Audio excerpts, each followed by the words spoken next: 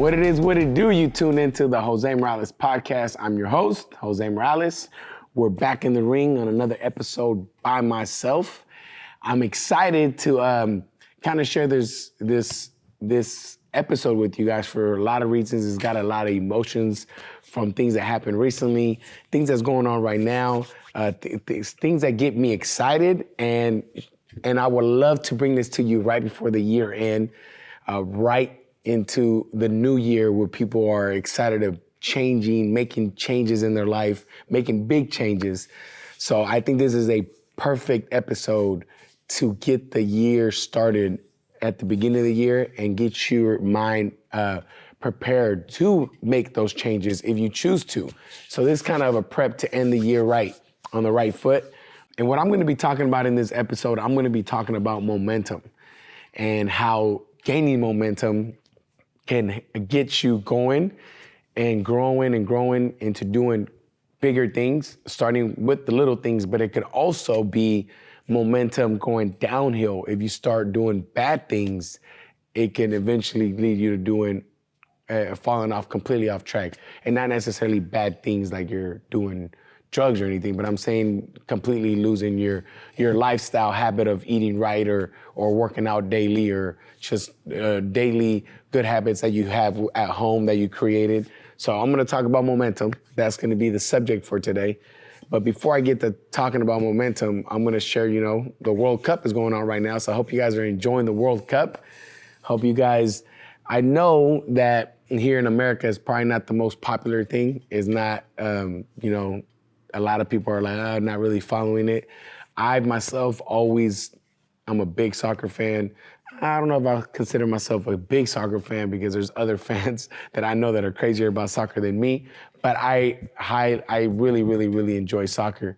I love the World Cup though. I will never miss a World Cup, and I'm always rooting for Mexico and the U.S. Those are the two teams I usually always root for. And and those that are familiar with the previous episode, I actually made a bet with the U.S. and today is a day that we find out if U.S. is either gonna make it or they're not. So I'm a little excited about it and I'm also a little nervous about it.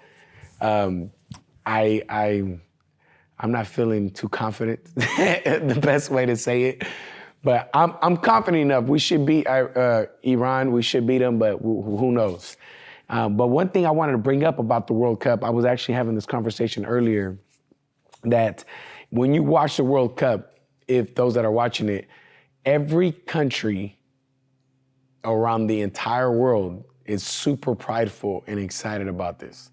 And those that went to the World Cup, people from America that went, they're just as prideful and excited about it just as much. But what I mean by the entire world kind of stops and makes sure they watch, that's the thing that U.S. does not do. We're kind of missing that sense of passion and love for the sport, which, makes sense. That's not the number one sport here. But regardless if it's the number one sport or not, it's the love for the passion for your country. So what I mean by that is there's, in my family and people that I talk to closely that are not big soccer fans, they don't watch soccer too often, but come World Cup, they will request time off work, wake up at 2, 3 in the morning to watch a game at 4 a.m. They'll do whatever to make sure they're cheering on for Mexico. And the reason behind that is because the passion, the love for your country that you have is so sincere, genuine that you care for them. We know Mexico ain't gonna do nothing, but we still sit there and cheer for them and all that just because of the love for the country itself.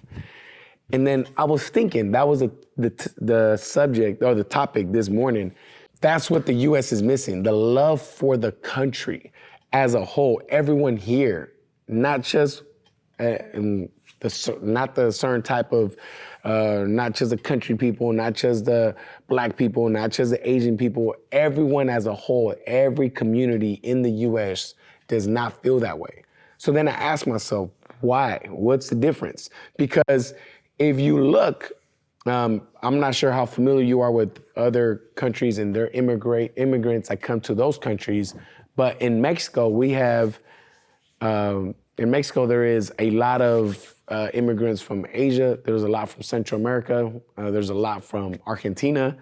There's a lot from South America that come to Mexico and then they migrate there and they stay there.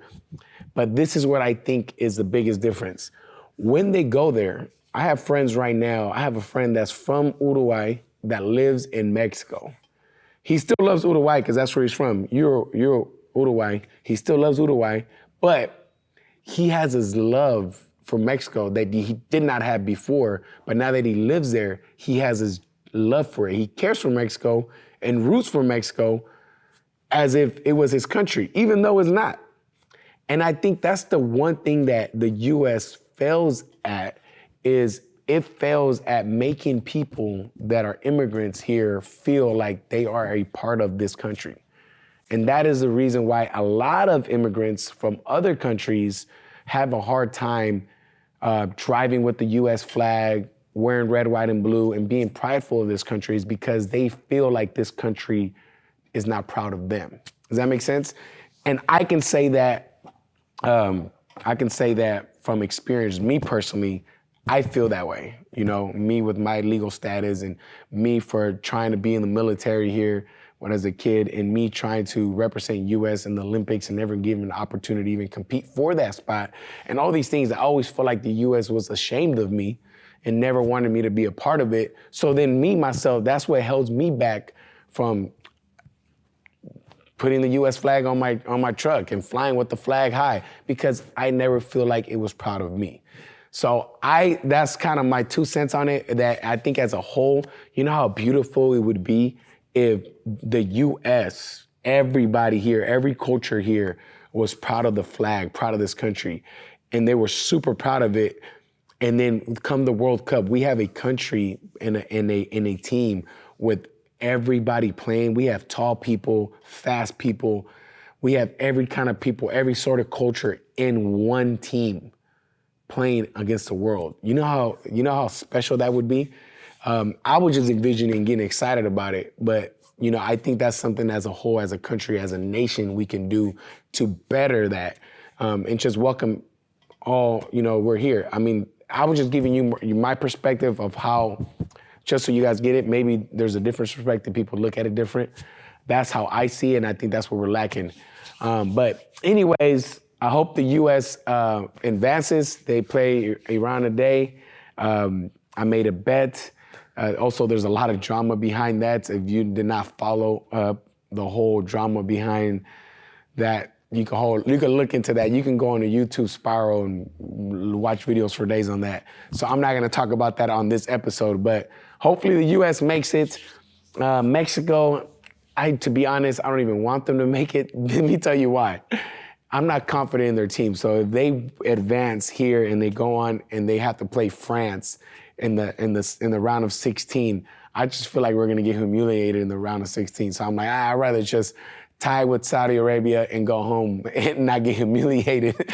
That's my opinion. But anyways, now the next thing I want to talk about before I get into the podcast, into the topic, which is momentum today, I want to talk about, you know, the tournaments and stuff that just happened recently. I was in Florida for the Sugarbird tournament, which is a very, very, it was the first time I went to this tournament, but it was very nice, what's the word I'm looking for?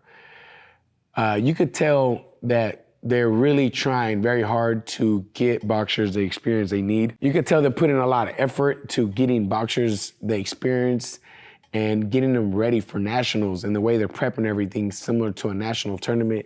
Got great belts for the champions, bringing people in from everywhere, from Puerto Rico, the Virgin Islands, the Bahamas, Canada, all throughout the country. It was a good experience. I'm glad I went. I probably participated every single one from here on out. We took 3 boxers. We brought 3 belts back. Very, very, very nice experience. Also, one of the perks is, you know, it was in Orlando, Florida. I stayed a couple days after because my son's birthday was a couple days after, and it was actually a few days after. We stayed for my son's birthday and went to Disney World and went to Universal Studios in Orlando. And it was a great time. Got to do some boxing, and while we were at it, did some of the fun stuff.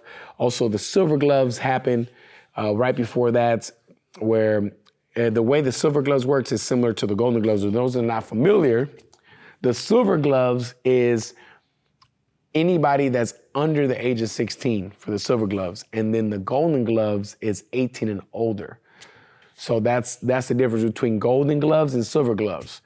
The way the tournament is separated and the way you got to win it is pretty similar. Obviously, the Golden Gloves are more competitive, depending on what age group, because the teenage years is pretty competitive too. But in the Golden Gloves is more known because of the history, adults boxing versus kids. But it's broken up the same way. There's four stages to the tournament. You have the district, which is your region, your LBC, the local. So for example, here in Sacramento, we got the Bay Area, Oakland, Hayward, San Francisco, Vacaville, Vallejo, Sacramento, Stockton. That right there is our district. You win that. You're the best in that area. Then you move on to state. And then from state is where you get Central, Southern, and Northern champions, and they box at state to become the state champion.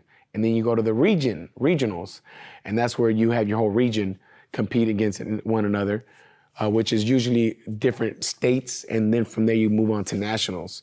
So right now we have one boxer at the finals for district, and we have two that are at the state already. When winning there, we go to regionals and so forth. So we're finishing up that. This weekend we have Coach Antonio, Coach Alex competing also in Sacramento. And then as soon as we're done with that, I'm flying out to Lubbock, Texas for a week for national tournaments where Grizzly's gonna be competing and Amy's gonna be competing. Huge tournament because this is getting you ready for next year, which is the Olympic qualifier year. So those that are in the gym and you see those ladies, wish them luck. Tell them, hope next year is a great year because it's a huge year. Imagine getting a couple Olympians fighting out of our gym. That's huge. That's kind of what the mission is with them, and that's what I'm hoping to get done here next year is get them the best possibility to get that. And that's pretty much it as far as that. So now let's get talking about momentum. Momentum is if you've ever watched, for example, let's talk about the Kings. The Kings are playing pretty good right now. And if you're watching a basketball game, and I'm going to compare it to basketball because it's probably the thing I watch the most. If the Kings are doing really bad or vice versa, they're doing really good, and suddenly the other team does something that gets the energy up, does a slam dunk or takes the ball away, fast break, and does something to get the crowd involved, get everybody on the team's momentum, their energy, everything up, it completely shifts everything. Once that happens, everything shifts, unless a team puts a stop to that. But if they don't put a stop to it, you get the energy of the players, everybody starting to get amped up, pumped up, and they put more effort into what they were doing. Why? Because now they start believing they can start accomplishing a lot more than they did prior to that move. Now they're feeding off each other's energy. That is momentum. That is what I'm going to be talking about. And if those that do not believe in momentum, I highly recommend you watching a sports game because it happens frequently in different sports. When someone builds a little bit of momentum and they keep building on that momentum, they can easily turn the outcome around of that match, fight, game, whatever it is that's going on. And let me explain to you why I think this is so important to you. Right now, a common mistake we make with the year ending and you're kind of prepping for the following year and you're looking into January, what big drastic change you're gonna do. I think one big thing and big mistake we make as we look to do something, a big change in our lives, it's a drastic change. It goes from eating really bad to full-on vegan out of nowhere. Like this, you gotta slowly work your way to that. It's a drastic change. And when we do drastic changes like that, we tend to fail. And then once we fail, we fall back to where we were. This is why I think the momentum is important. Like myself, I started little by little doing more and more and accomplishing more because I started getting momentum. For example, if I would have started a boxing gym as soon as I learned how to teach, which was in 2006, 7, 8, during that time, as soon as I started teaching, I just decided it's a time to do a boxing gym now because I want to do this. I think it would have been a very slow process of me growing. It would have been a lot of errors and a good possibility that the very first set of adversity I faced, I probably could have folded. You know, the crash that happened in 2009, all those things. Who knows what my mentality and all that would have been like? I don't know. That's because that would have been a drastic change. I went from barely learning how to do this to suddenly I want to open a gym. What helped me and helped my confidence and helped me believe that I could accomplish things is I slowly did little things that got me to build momentum within myself, that started getting me to start believing in me more and more, that I can accomplish things that I didn't think I could accomplish before. So what I mean by that is, first thing I did is I got a job at a tire shop when I had no work, no automotive experience. That was superb. That was something that was like mind-blowing. How are you gonna get a job there if you have no driver's license and you don't know how to work on cars, right? It took me time to do that. I was losing momentum. But then when I finally got the job and then I finally started getting paid and I started doing it good, then I started seeing that, oh, this is doable. Oh, it doesn't matter if this happens. My momentum started going. And then I get to work at the smog shop and I started learning about smogging cars and I started learning about all these repairs on cars that I knew nothing about. Now my momentum shifts even higher. When I start managing, it goes higher and higher, grows and grows. All this helped me be mentally strong, but most importantly, believe in myself a lot more than I would have prior to experiencing all those little things.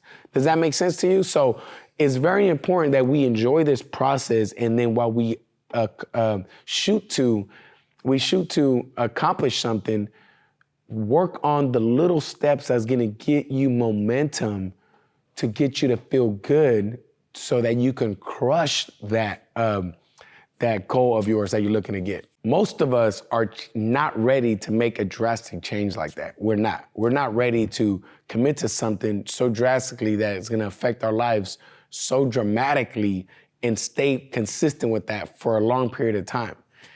This is why, you know what, I'm gonna give a shout out. I have a few boxers here at the gym that I wanna give a shout out to. One, Valentina, Vale, young teenage girl, and let me share a quick little history of her. Her family, her mom, her dad, and her stepmom are like family to me. I've known them for years. She's been in the gym here since 2016, but she started as for fun, no pressure, just a workout, nothing crazy. She did it off and on since 2016, off and on till now. And then this year, something in her was like, you know what? I want to do the Warrior program. Out of nowhere. 6 years later, it's something in her head that she wants to do the Warrior program. And this is where the momentum kicked in. This is what I'm talking about. If she would have, in 2016, I would have put the pressure on her that you need to train with the Warriors right now, you need to do this right now, you need to start sparring right now, I would have lost her. I would have lost her. She would not be in the gym because she would be afraid. She would be, this is not for me, it's too difficult. Instead, she was in the class, she was in the environment, I had her fall in love in the gym, she met different people in the gym that I remember her from she was really little. She got to learn the basic fundamentals of boxing for 6 years and practice them over and over until she got comfortable punching, moving her head. She never not once sparred. All she did was build momentum. These entire 6 years, build momentum.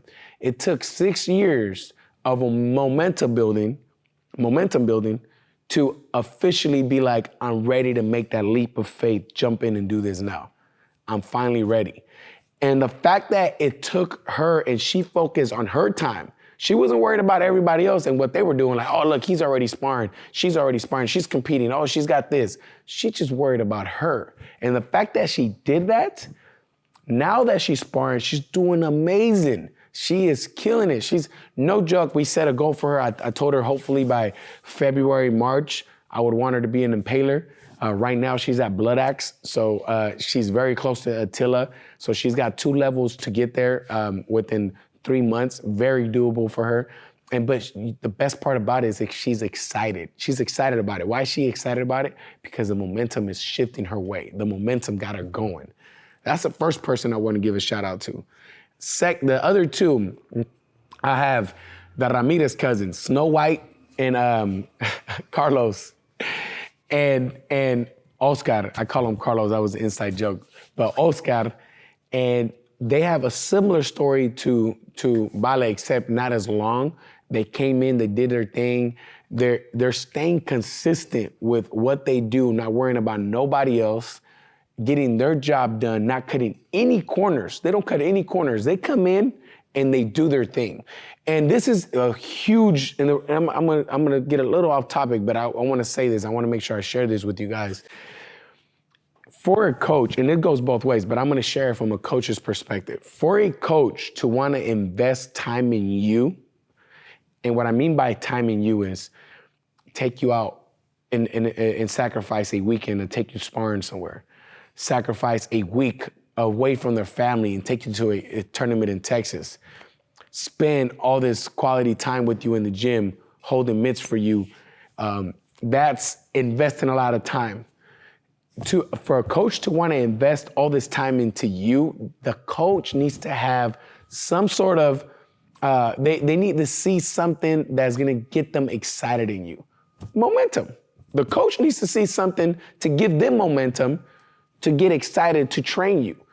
What I mean by that is a coach, if you come in and you do very well, you have a lot of good, you have a lot of high, your ceiling's high. You're capable of doing a lot because you're athletic, you hit hard, whatever it is that you got going on.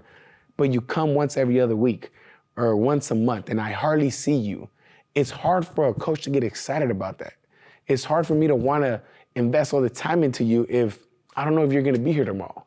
And that's the best way to put that in perspective for the boxers that are listening to this, or just in general to people, your husband, your wife, your friends, to be good friends or a good husband and wife, you got to give the reason to that person to get excited about why they're your friend or why they married you. What it is that is so exciting that, what you got to keep that spark going. What is it? What is it? Is it, man, he's always working. I know he does this and it puts me in a bad mood, but look at all the good things he does. You got to focus on all the good things. But if you never show up and you showing up to the gym once a month, it's hard for me to get excited to invest his time. Same with your partner, same with your friend. If you're only a good friend once a month or once every now and then, but when the friend needs you, then how's that friend going to be a friend back to you? Does that make sense? That's the same with the momentum. Another thing I want to talk about now that I'm on this topic and shouting out people in the gym, Liana, another one. This is important because you got to know with the momentum, you got to know when you're doing something and it's not working. So if you're doing something and you're on the right path, or at least you think you're on the right path, and then suddenly your fire starts burning in less and less. That means something's dying out. That means you're losing momentum now. Now you are no longer as hungry as you were in January when the year started and you were all pumped up for this. That's when you need to stop, analyze, and realize that you need to change something. And this is where I'm going to give a shout out to Liana. Liana, she came here. She's a high school teacher, and she was like, you know what? I really want to spar one day. That's something I really want to do. And she came in, and I think this was in June when she came in. I could be off. I could be maybe August, but she came in. She told me that when she came, and I remembered that. And then months went down, and her consistently was a little off. I didn't really see her in the gym. And then I was like, man, I would hit her up. I'm like, how's it going? Da da da. She's like, oh, I'm struggling with this. And then at the picnic at the park in September, yes, in September, I saw her and I talked to her and I went up to her and I said, how's the gym going? You know, I feel like I don't see you that often. And then she told me, she's like, you know, I'm kind of lacking motivation right now. And when she shared that with me, I said, you know what? Thank you for being honest with me. Let's meet up. Like, I want to go to lunch with you, or I want to talk to you on the phone or whatever. Let's meet up and let's figure out a solution where we can fix this. So we did. I got she teaches, I think, Lyndhurst, something like that, by Marysville. So our schedule was, because we couldn't line up a lunch date. So we did a Zoom. We jump on Zoom. And then when I talked to her, I came up with a plan with her. I'm like, how can I get her to build her momentum up? What can I do? And I started to realize that what the first mistake she was making is, and this is why I encourage everyone in the gym right now that's listening to this, speak up. Because as a coach, I don't know what you're feeling. I don't know what's going in your head. I don't know. And if I don't know that, I mean, I'm a pretty good energy reader, but I'm not a mind reader. You know what I mean? You got to be able to express your feelings and tell me what's going on so I can better help you. And that goes with all the coaches here. Speak up. And that's what she did exactly. She's like, you know what? I feel like I'm going to the gym, but I'm just losing interest. And then I started realizing she was focused on her weight way too much. Like, she's like, I check the weight every time I work out and it's just my scale's not moving.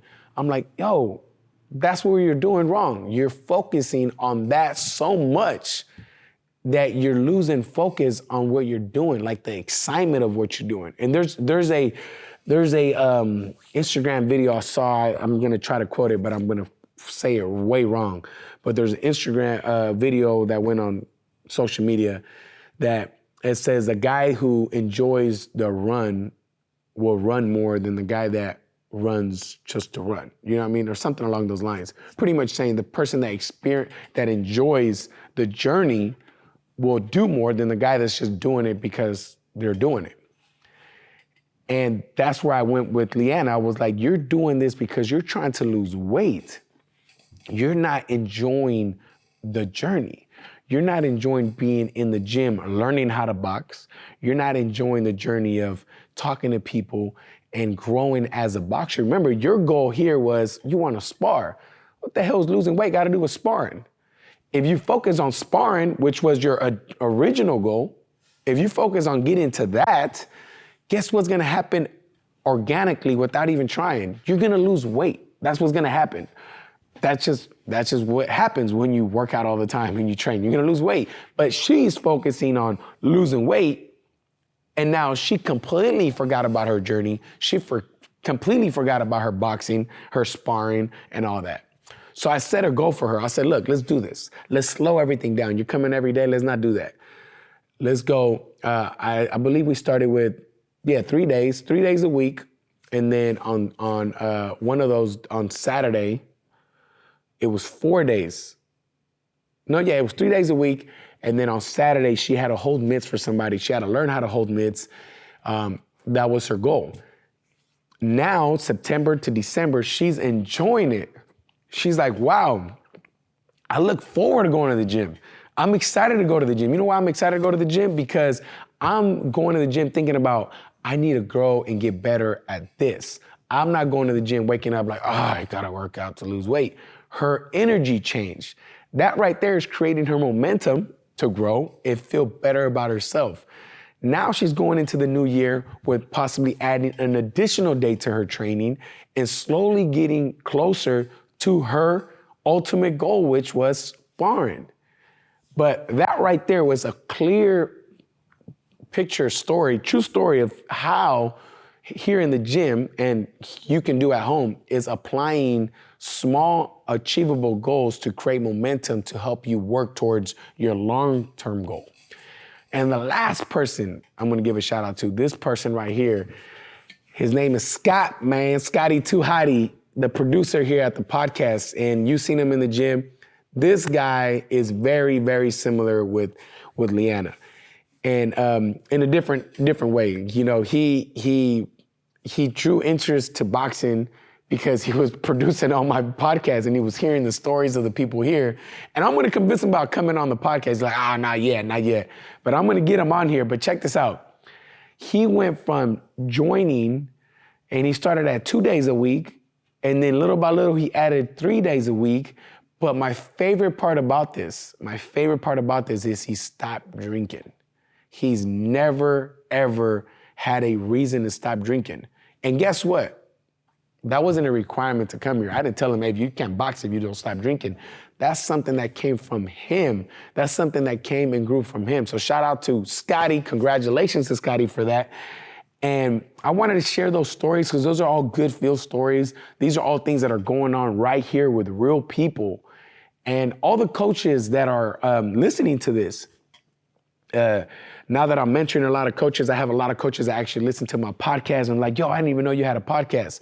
I share a lot of great things. This is a great tip for boxing coaches. Don't focus on your fitness journey when selling a membership or selling your gym to people. Don't sell, you're gonna get in great shape here. Don't sell, No, what you focus on is what boxing does. What does boxing do? Besides teach you how to fight, besides get you in good shape, it makes you a better version of yourself. I think that is the number one thing we lose is you want to focus that is what the service you're providing here. The boxing gym is a church. It's a church for people that come here from all different backgrounds, and they come here to heal themselves and grow to be better people and better versions of themselves in the gym. The boxing coach, we're the head of the church. We're the pastor. We're the ones that are here feeding into our people. And this is what you need to share and talk more about in your social media, in your website, and share that because that's what the world's missing, and that's what's gonna attract you and differentiate you from every other boxing gym in your area is that you are focusing on growing the people, not just the fighters, not the people that want to lose weight. You're focusing on growing people, making better people. So that's a fucking nugget right there for you guys to take on to your business. And now that I'm on the subject of momentum, let's talk about the flip side of momentum. The flip side of it is you have all these good ways of how you're gonna grow your momentum and grow and become better and how you can achieve it.